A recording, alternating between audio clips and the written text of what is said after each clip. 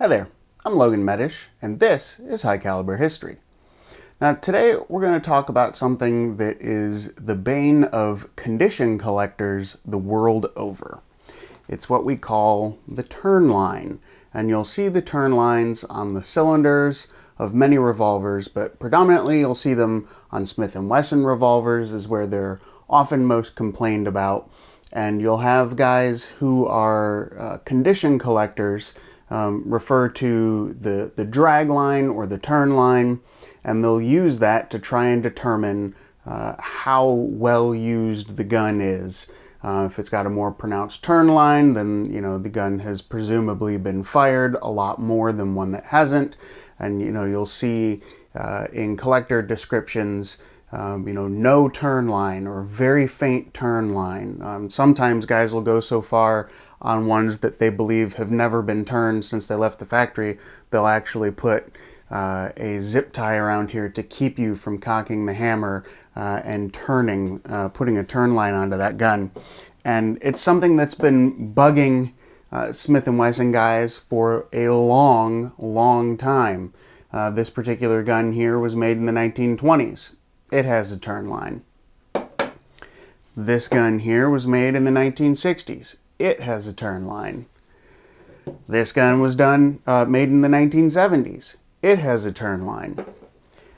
This gun here, also the 1970s, and also a turn line. And this gun, the mid-2000s, also a turn line on it. They've all been shot. And so what is it that causes these guns to have turn lines on them?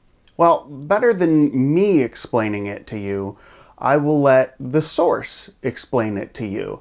And that's because a hardware store wrote a letter to Smith & Wesson in 1932 inquiring about just such issue, and the response they got was quite interesting. So let's go take a look at that now.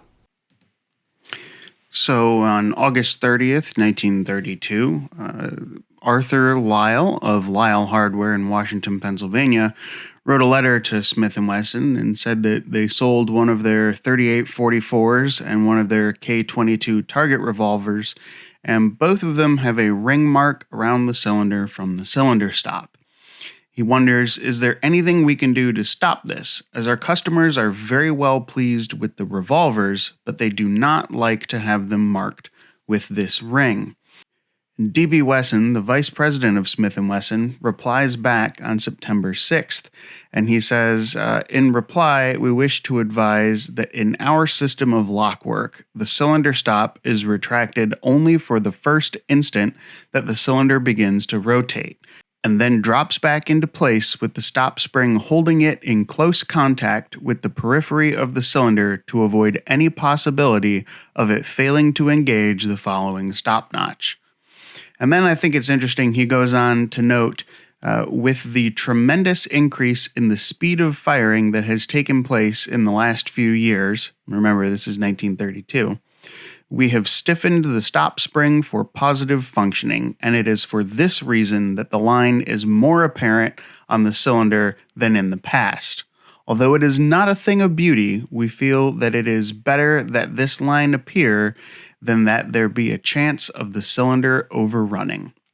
So there you have it. That is, it doesn't get any more from the horse's mouth than to have your question answered by Douglas Wesson himself.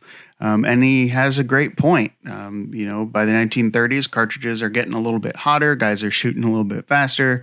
And yeah, it's not pretty. It doesn't look great on the guns, but it keeps them functioning properly as they should. And I would take a turn line any day of the week over having a gun fire out of time and cause injury to myself or anyone else. So just thought you might enjoy seeing this little bit of Smith & Wesson history and why there is a drag line on the cylinders. Thanks so much for watching. I'm Logan Medish, and we'll see you on the next episode of High Caliber History.